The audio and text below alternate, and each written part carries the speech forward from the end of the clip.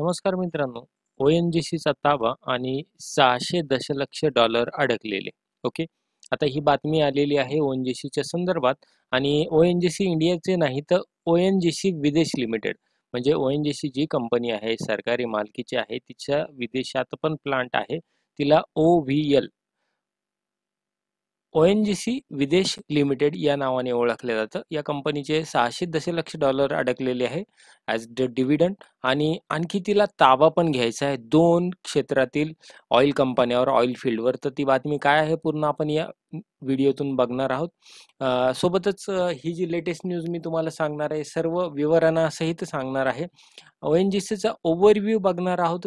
हा जो स्टॉक आहे, ही जी कंपनी काय चांगले पॉईंट आहे याच्यात, काय वाईट पॉईंट आहे, दोन्ही बाजू आपण याच्या चेक करणार आहोत आणि त्यानंतर टेक्निकल चार्टवर बघणार आहोत सपोर्ट आणि रेजिस्टन्स कुठे आहे. मित्रांनो, आपल्या चॅनलचं नाव आहे युवे मराठी. चॅनलला सबस्क्राईब करायला विसरू नका आणि आपल्या मित्रांसोबत शेअर करा. बरेच जण फक्त व्हिडिओ बघता, सबस्क्राईब करत नाही, शेअर करत नाही, तर तसं करू नका. बिलकुल या व्हिडिओला सबस्क्राईब करा. ओके. आणि सर्वात महत्त्वाची आणखी एक गोष्ट, मी सांगतोय म्हणून नाही, तर तुम्ही पण स्वतःचा अभ्यास या शेअरवर असू द्या. This information for education purpose only. ONGCची जी परदेशातील शाखा आहे तिला म्हणता आपण OVL, ONGC विदेश लिमिटेड. किती जणांना हे माहिती होतं बरं, ONGC विदेशामध्ये पण शाखा आहे.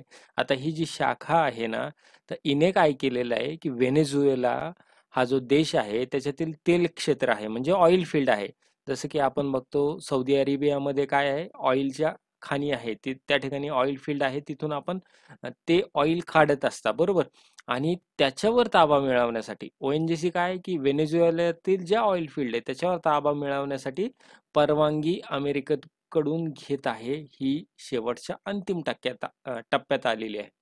मित्रांनो, हा जो व्हिडिओ आहे याच्यात 2 बातम्या आहे. ॲक्च्युअली एक आहे पॉझिटिव्ह आणि एक आहे निगेटिव्ह. ओके.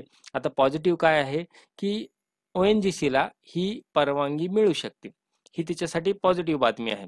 ओके. कारण की जर परवानगी मिळते तर आपल्या इंडियातला ONGC जो शेअर आहे तो नक्कीच चांगल्या प्रकारे परफॉर्म करणार आहे. दुसरी गोष्ट की जी निगेटिव्ह आहे, या प्रकल्पा थ्रू जवळपास 600 दशलक्ष डॉलरमध्ये आहे बरं का, एवढा डिव्हिडंड लाभांश म्हणजे काय डिव्हिडंड जो आपल्याला अडकलेला आहे ONGCचा, जो कंपनीकडे येऊ शकत होता आणि कंपनीकडे जर आला तर त्याचा फायदा करून कंपनी अजून काम करणार होती. ओके.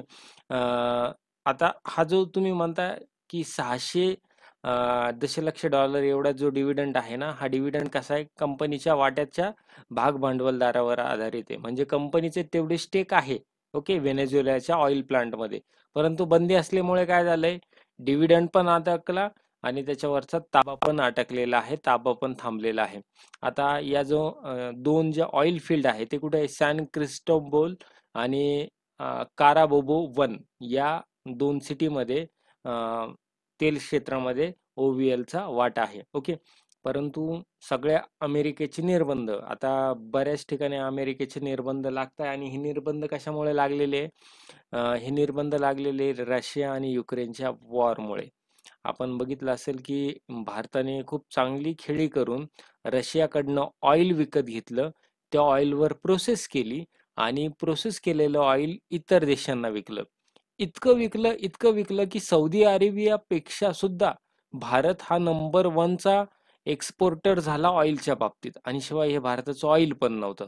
बरोबर. मग आता ही न्यूज आहे, ही 1 वर्षाखालची न्यूज आहे, तुम्ही चेक करू शकता इंटरनेटवर. एवढं ऑइल आपण विकलं आपल्याकडे ऑइल फील्ड नसताना सुद्धा. ओके. परंतु मग अमेरिकेने ते निर्बंध अपडेटेड केले. मग अपडेटेड केले त्याच्यामुळे काय झालंय की आपण त्याच्यावरचा ताबा तो घेऊ शकत नाहीये आणि आपला डिव्हिडंड पण अडकलेला आहे. ओके. मग या गोष्टीसाठी OVLने अमेरिकेकडे एक स्पेसिफिक लायसन मागितले, स्पेशल लायसन द्या आम्हाला, की ज्याच्यामुळं आम्ही या क्षेत्राचा ऑपरेटर म्हणून, आम्ही मुख्य ऑपरेटर म्हणून काम करू शकतील. सोबतच आत्ता सध्या जे येतंय ना, याच्यातून 12,000 बॅरल प्रतिदिन एवढं उत्पादन होतंय. ओके.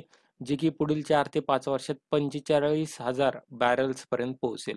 मित्रांनो, बॅरल मागं जर उत्पादन होतंय आणि त्याची प्रोसेसिंग होती तर ऑब्वियसली जो फायदा आहे तो वाढणारच असतो आणि त्याच्यातून मिळणारा जो फायदा आहे सोबत डिव्हिडंड आहे ते लवकरच आपल्या अकाउंटमध्ये येतील अशी अपेक्षा ओव्हीएलच्या अध्यक्षांनी, तिकडच्या राजीव गुप्ता म्हणून आहे ते, त्यांनी व्यक्त केली आहे.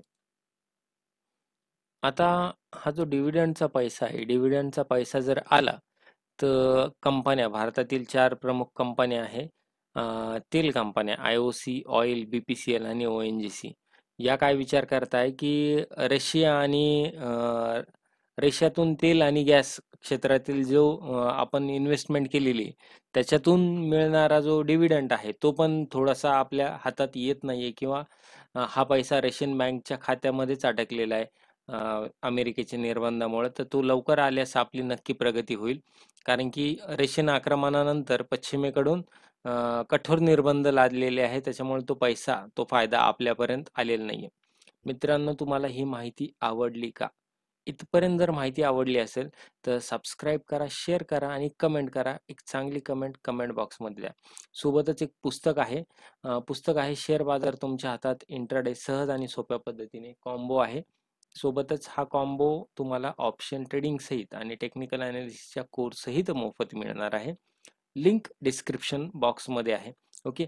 आणि स्पेशल टाइमसाठी ही ऑफर चालू आहे.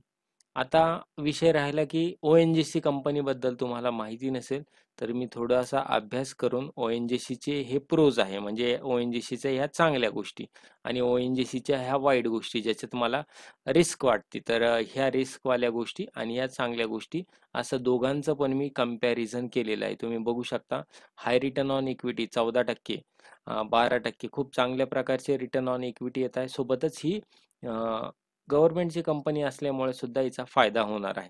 हे तुम्ही थोडा वेळ पॉज करू शकता किंवा थोडा वेळ इथे वाचून घेऊ शकता, पॉइंट तुम्हाला क्लिअर होतील. आता तुमच्या मनात प्रश्न असेल की हा शेअर घ्यायचा आहे मला, दोन प्रश्न असेल, नाही घ्यायचा आहे आणि घ्यायचा नाही. जर घ्यायचा असेल तर कुठल्या पॉइंटला घ्यायला पाहिजे हे आपण टेक्निकल अनालिसिस मधून बघणार आहोत. हा ONGCचा चार्ट ओपन केलेला आहे आणि चार्टवर हे 20 दिवसाचा मूव्हिंग ॲव्हरेज आहे. तुम्ही बघू शकता 20 दिवसाच्या मूव्हिंग ॲव्हरेजच्या आसपासच या शेअरची सध्या किंमत चालू आहे. ओके. आता ही जर किंमत चालू आहे आणि ही किंमत कधी ब्रेक होणार किंवा मी कधी घ्यायला पाहिजे, तर याचा 311 ONGCची किंमत सध्या चालू आहे 311 रुपयाच्या आसपास जेव्हा येईल त्यावेळेस हा उत्तम कंडिशनला बाय असणार आहे. दुसरी एक गोष्ट याच्यात महत्त्वाची अशी की या ठिकाणी जो आहे, या ठिकाणी जर बघू शकता तुम्ही, इथे एकदा त्यांनी रेजिस्टन्स घेतलेला आहे, इथे एक दोनदा रेजिस्टन्स घेतलेला आहे आणि तो खाली गेलेला आहे. सोबतच या ठिकाणी सपोर्ट घेतलेला आहे आणि या ठिकाणी पण सपोर्ट आहे. आपण जर अशी सरळ लाईन काढत असू तर असं दिसतंय की जवळपास 325 हा त्याचा सपोर्टचा झोन आहे आणि तिथून जर तो खाली आला तर 311च्या आसपास येईल आणि तिथून जर रिव्हर्स झाला, आता हा जो, ही जी शेवटची कॅन्डल दिसते, ही कॅन्डल कशी दिसते आपल्याला, ही आपल्याला डोजी कॅन्डल दिसते. डोजी कॅन्डल काय दाखवते, इनडिसिजन. आणि ही जी कॅन्डल बनलेली आहे ही काय बनलेली, ग्रेवस्टोन कॅन्डल.